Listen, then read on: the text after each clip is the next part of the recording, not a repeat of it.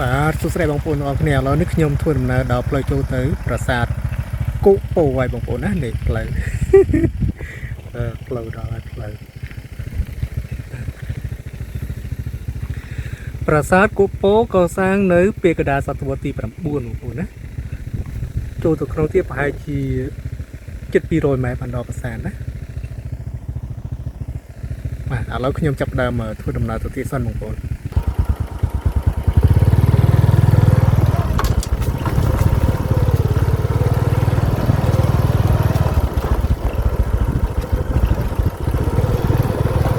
ឲ្យតែម្ដុំណាសម្បូរគោកច្រើនម្ដុំនឹងដូចតែមានទីទួលប្រាសាទបងប្អូនណាបងប្អូនចាំឆ្នាំមើលហើយមួយទៀតនឹងមានផ្លូវបុរាណនៅក្បែរផ្លូវបុរាណនេះគឺមានប្រាសាទជាច្រើនបងប្អូនណាទៅតាមផ្លូវនេះណា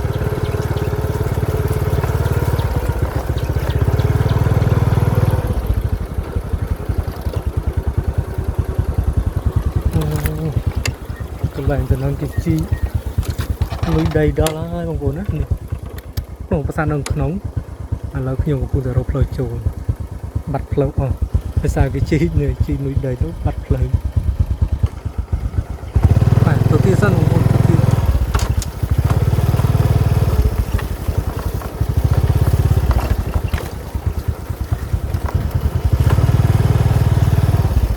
ខ្ញុំទុកម៉ូតូកន្លែងខ្ញុំបដ ហើយ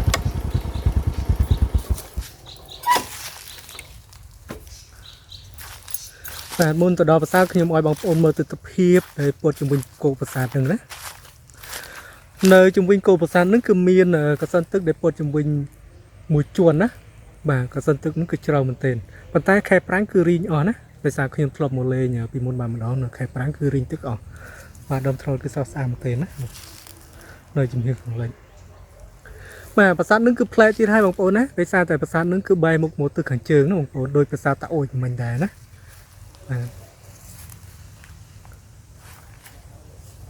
បាទឥឡូវនេះខ្ញុំធ្វើដំណើរដល់ប្រាសាទគោកពោហើយបងប្អូនណាសម្រាប់ប្រាសាទគោកពោនឹងគឺស្ថិតនៅក្នុងភូមិគោកពោឃុំនួនកែវស្រុកពូខេត្តសៀមរាបណាប្រាសាទនឹងអត់មានស្ថិតនៅក្នុងបាទឃុំស្វាយជ័យទេណាបងប្អូនគឺស្ថិតនៅក្នុងឃុំនួនកែវស្រុកពូខេត្តសៀមរាបបងប្អូនហើយប្រាសាទគឺស្ថិតនៅខាងក្រោយខ្ញុំបងប្អូនបាទតោះទៅទស្សនាប្រាសាទជាមួយខ្ញុំទាំងអស់គ្នាបងប្អូនបាទឥឡូវខ្ញុំដើរចូលក្នុងហ្នឹងណាបាទស្ងាត់មែនទែន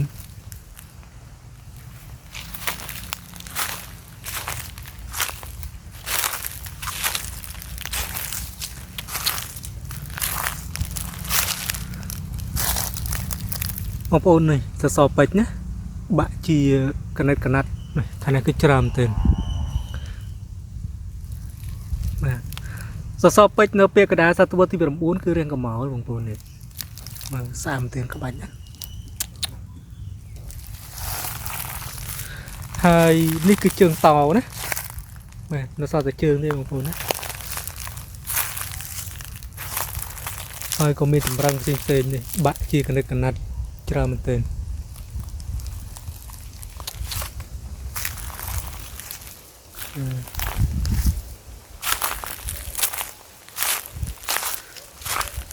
នេះកន្លែងនេះគឺជីកោះកកាយធំមែនទែនណាកន្លែងនេះគឺបណ្ដាល័យនៅចំហៀងខាងជើងណា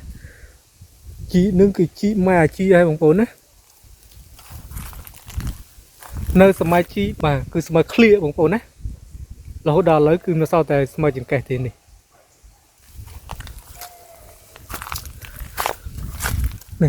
ធ្វើឲ្យអត់នៅចំហៀងខាងកើតនឹងលង្គោគេជីកោះកកាយពីកន្លែងហ្នឹងគឺកាយអត់យកមកដាក់នៅកន្លែងហ្នឹងមិនដឹងថាកាយបានរបស់មានតម្លៃច្រើនប៉ុណ្ណាទេបងប្អូនមើលកាយដល់ដឹងកាយពីសម័យណាទេបងប្អូនមើលកាយនេះមិនកាយមែនកន្លែងហ្នឹងនៅរដូវវស្សាដោយសារតែកាយជ្រៅគឺមានទឹកណាកន្លែងហ្នឹងមើលនេះសត្វផុក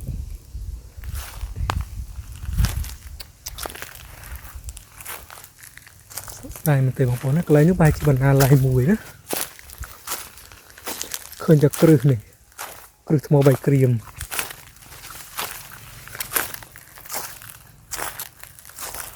ដល់កឲ្យបងប្អូនអើយ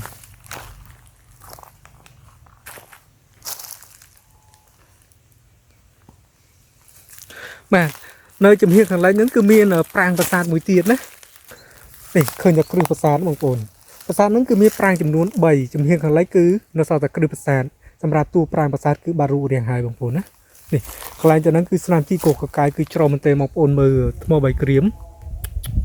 ដល់កឲ្យបងប្អូនហើយបងប្អូនមើលដុំអត់ណានោះច្រឡំថាថ្ម3ក្រៀមបងប្អូនគឺដុំអត់ដល់កឲ្យលឹងគោស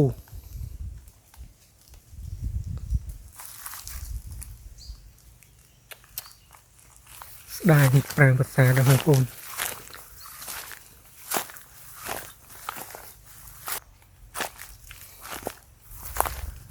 នៅសល់តែប្រាង្គ2ប្រាង្គកណ្ដាលហើយជាមួយប្រាង្គចំហៀងខាងកើតណាដែលនៅសល់រូបរាងខ្លះៗបងប្អូននេះគឺប្រាង្គកណ្ដាលបាទតោះចូលទៅក្នុងបងប្អូនគ្នាបាទនេះអូជើងតម្រូវគឺធំមែនទេបងប្អូនណានេះជើងតម្រូវដល់ហើយបងប្អូនហើយចំហៀងត្បូងនៅសល់មួយផ្ទាំងចំហៀងខាងកើតចំហៀងខាងឡៃហើយចំហៀងខាងជើងហ្នឹងគឺរលុះចិត្តអស់ណាបងប្អូនបាទប្រាសាទហ្នឹងគឺកសាងអំពីឥដ្ឋថ្មភក់ហើយនិងថ្ម3ក្រៀមណាសម្រាប់ថ្ម3ក្រៀមគឺគ្រឹះប្រាសាទឥឡូវខ្ញុំឡើងមើលបន្តិចទៅអូតាមពិតប្រាសាទនៅប្រាង្គកណ្ដាលនេះគឺខណ្ឌជា2បងប្អូនណានេះនេះកន្លែងនេះមួយខណ្ឌណាបងប្អូននេះទៅខាងមុខមួយខណ្ឌទៀតបងប្អូន2ខណ្ឌផ្លែមែនតើនោះសសរពេជ្រគឺនៅស្អាតមែនតើសសរពេជ្រណាចុះទៅដល់ហើយទៅនេះសសរពេជ្រស្អាតមែនតើបាទឥឡូវទៅទៀតបងប្អូនទៅទៀតសិន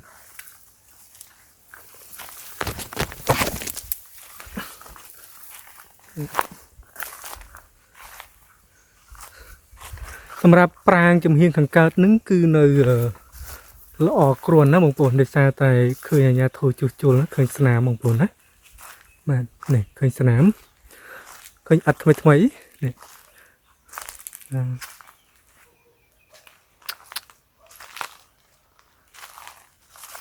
បាទជួសជុលបានប៉ុណ្្នឹងឯងបងប្អូន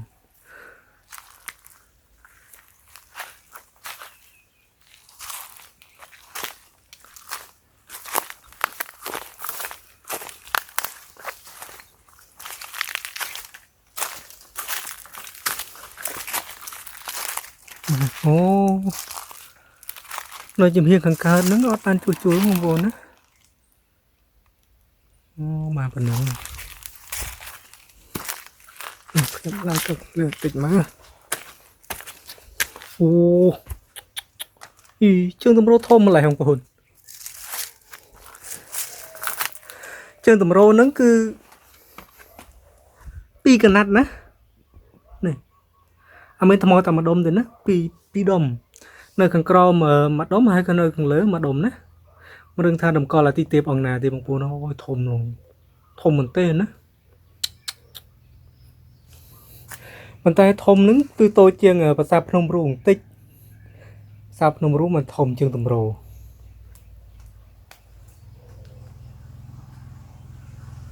មិនដឹងថាតម្កល់អាទីទេពអង្គណាទេបងប្អូនអូជាងតម្រូវធំម្ល៉េះ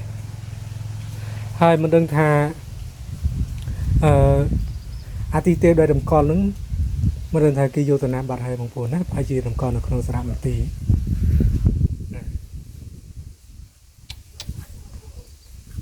ស្ដាយប្រាសាទបងប្អូនអើយមើលប្រាសាទរបស់ប៉ុណ្ណានៅមានប្រាង្គចំនួន3ណាកសាងនៅពេលកណ្ដាលសតវត្សទី9នៅក្នុងរាជរបបព្រះបាទជ័យវរ្ម័នទី3នៅចន្លោះឆ្នាំ854ដល់ឆ្នាំ877នៃគ្រិស្តសករាជទេបងប្អូនអញ្ចឹងមានន័យថាប្រាសាទនឹងគឺមានអាយុកាលប្រមាណជាបាទប្រហែលជា1100ឆ្នាំជាងណាបងប្អូន ចិត្ត1200ឆ្នាំបងប្អូនប្រាសាទនឹងណាមានអាយុកាល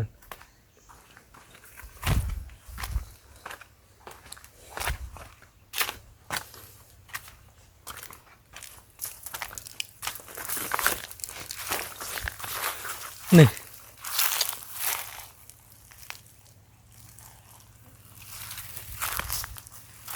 បងប្អូនអើយអាណិតប្រាសាទ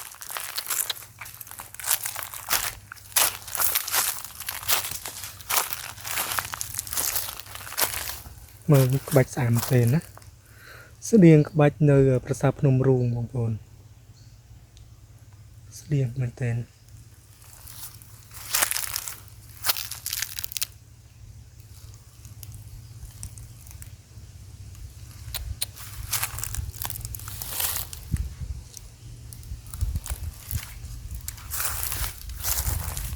ជើងតម្រូវប៉ុណ្ណាណៃ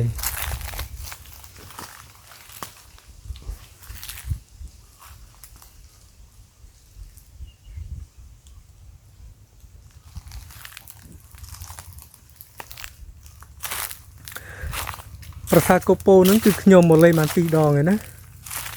មែនការវីដេអូទី1គឺខ្ញុំអាប់ឡូតនៅក្នុង channel ធំរបស់ខ្ញុំគឺ channel រតអង្គរប៉ុន្តែលើហ្នឹងគឺខ្ញុំអាប់ឡូតនៅក្នុង channel តូចរបស់ខ្ញុំគឺមីរត official បងប្អូនហើយជាកូន channel តូចរបស់ខ្ញុំសូមបងប្អូនជួយគាំទ្រផងណាខ្ញុំនឹងធ្វើវីដេអូផ្សព្វផ្សាយពីប្រាសាទនៅក្នុងប្រទេសកម្ពុជាយើងណាប្រាសាទក្រៅពីតំបន់ខេត្តសៀមរាបគឺមាននៅក្នុងខេត្តបន្ទាយមានជ័យព្រះវិហារកំពង់ធំបាត់ដំបងអីណាមែនខ្ញុំនឹងអាប់ឡូតជាបន្តបន្ទាប់ហើយក៏ជាការធ្វើដំណើរលក្ខណៈបែបផ្សងព្រេងរបស់ខ្ញុំផងដែរបងប្អូនហើយមួយរយៈហ្នឹងគឺខ្ញុំដើរធ្វើវីដេអូនៅតាមផ្សារគឺខ្ញុំស្គាល់ប្រាសាទប្រមាណជា400ប្រាសាទហើយបងប្អូនណាបាទគឺបូកទាំងគោប្រាសាទផងដែរ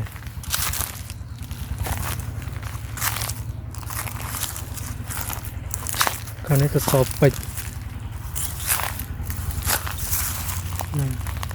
អាកម៉ោនោះប្រហែលជាចម្រឹងណាបងប្អូនខាងនេះផ្ដែទៅសពពាក្យកដាងបាក់អស់ពាក្យកដាងណានេះចម្រឹងបាទចម្រឹងគឺស្អាតមែនទេនោះមើលបងប្អូនមើលដាច់ជាកណិតកណាត់នេះដាងមែនទេ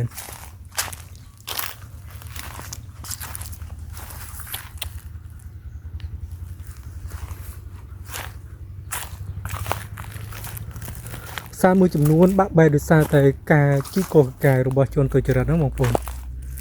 ជីរោរបស់មានតម្លៃនៅបាតប្រាង្គប្រាសាទហើយមួយទៀតក៏បាក់បែកដោយសារតែកត្តាធម្មជាតិណាដោយសារតែប្រាសាទហ្នឹងដល់អាយុកាលនៃការបាក់បែកអញ្ចឹង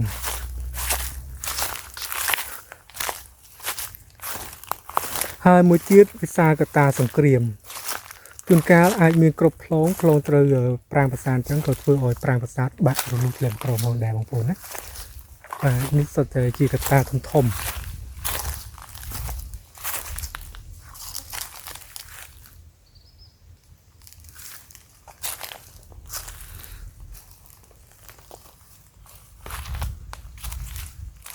ញុំស្ដាយតែប្រាង្គប្រាសាទនៅកន្លែងនឹងមួយទេបងប្អូននេះដោយសារតែឃើញស្នាមជីកកកាយគឺច្រើនមែនទែនកន្លែងនឹងប្រហែលជាបណ្ណាល័យណានេះកន្លែងហ្នឹងបណ្ណាល័យនឹងប្រហែលជាបែរមុខទៅទិសខាងត្បូងដោយសារតែប្រាង្គប្រាសាទនឹងគឺបែរមុខមកទិសខាងជើងបណ្ណាល័យគឺត្រូវតែបែរមុខទៅទិសខាងត្បូងអញ្ចឹងណាបើសិនជាប្រាង្គប្រាសាទបែរមុខទៅទិសខាងកើតបណ្ណាល័យគឺត្រូវបែរមុខទៅទិសខាងលិចណាបងប្អូន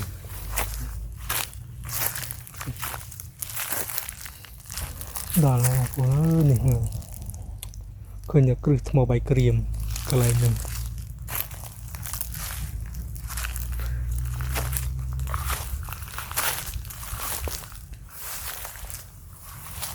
ប្រាង្គកដាងខាងនេះប្រាង្គជំហានខាងលិចបាត់រូបរាងណា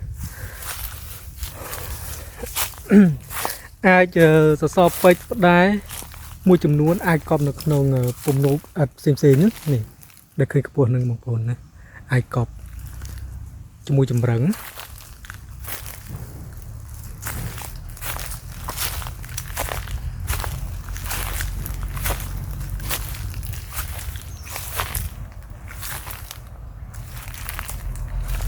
ខាញ៉ាធូជួសបានគូសំដែរជួសហើយទុកចោលបណ្ដោយបងប្អូនមើលសត្វព្រៃទាំងអស់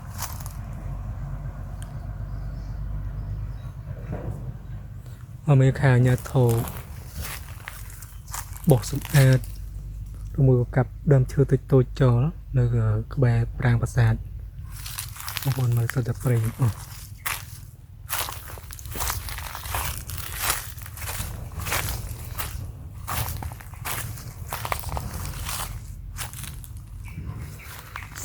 ស្ងាត់ឈឹងការដើរធ្វើវីដេអូតាមប្រាសាទនេះបងប្អូនបាទត្រូវតែហ៊ានហើយក្លាហានបងប្អូនណាពុំដូច្នេះទេគឺអត់អាចដើរធ្វើវីដេអូនៅតាមប្រាសាទឆ្ងាយពីតំបន់គោបាននោះទេដោយសារតែប្រាសាទមួយចំនួនហ្នឹងគឺស្ថិតនៅក្នុងព្រៃហ្នឹងបងប្អូនគឺស្ងាត់មែនទែនដូចនេះប្រាសាទគោពោហ្នឹងបងប្អូនគឺស្ងាត់មែនទែនណាទោះបីជាស្ថិតនៅក្បែរផ្ទះនិភូមិក៏ដោយដោយបងប្អូនមើលនៅក្នុងវីដេអូរបស់ខ្ញុំគឺស្ងាត់អានឹងនៅក្បែរភូមិបើប្រាសាទជាច្រើនទៀតដែលអត់មានភូមិបើម៉ូតូគឺចូលទៅក្នុងព្រៃបដ ாய் ណាបាទខ្ញុំបើសិនជាសួរថាខ្ញុំខ្លាចអត់ខ្ញុំខ្លាចប៉ុន្តែខ្ញុំខ្លាចហ៊ានណាបងប្អូនបើសិនជាខ្ញុំមិនហ៊ានទេគឺអត់បានវីដេអូអាប់ឡូតឲ្យបងប្អូនទស្សនានោះទេណាបាទបើសិនជាប្រាសាទណាដែលខ្ញុំធ្វើដំណើរបែបលក្ខណៈផ្សងព្រេងណាបងប្អូនខ្ញុំនឹងសរសេរនៅក្នុង title ខ្ញុំនិយាយថាការធ្វើដំណើរបែបលក្ខណៈផ្សងព្រេងអញ្ចឹងណាមានន័យថាធ្វើដំណើរទៅហើយបងប្អូនណារាប់រយគីឡូម៉ែត្រចេញពីសៀមរាបទៅចូលទៅក្នុងព្រៃស្ងាត់ឈឹងបាទម្នាក់ឯងអញ្ចឹងណា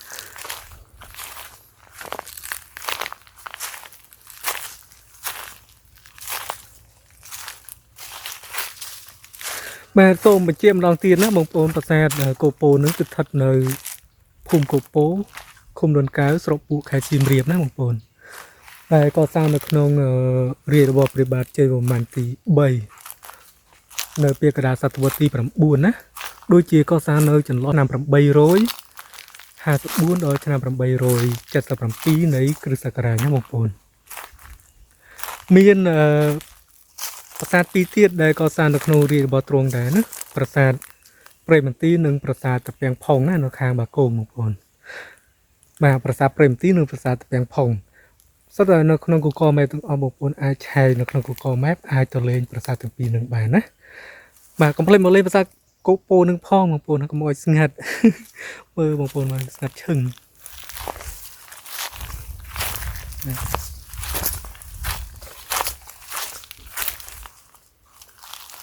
បាទតែប៉ុណ្្នឹងទេបងប្អូនណាចេញពីប្រាសាទគោពោគឺខ្ញុំទៅលេងប្រាសាទមួយទៀតដែលមានឈ្មោះថាប្រាសាទតាធ្ងោមួយទៀតគឺប្រាសាទនាមរូបដែលស្ថិតនៅខាងជើងនឹងបងប្អូនបាទអរគុណច្រើនបងប្អូនកុំភ្លេចជួយមើលវីដេអូខ្ញុំឲ្យបានចប់ហើយខ្ញុំនឹងខិតខំធ្វើវីដេអូនៅតាមប្រាសាទនៅក្នុងខេត្តសៀមរាបឬមួយក៏នៅតាមបណ្ដាខេត្តផ្សេងៗបាទអរគុណច្រើនបងប្អូនបាយ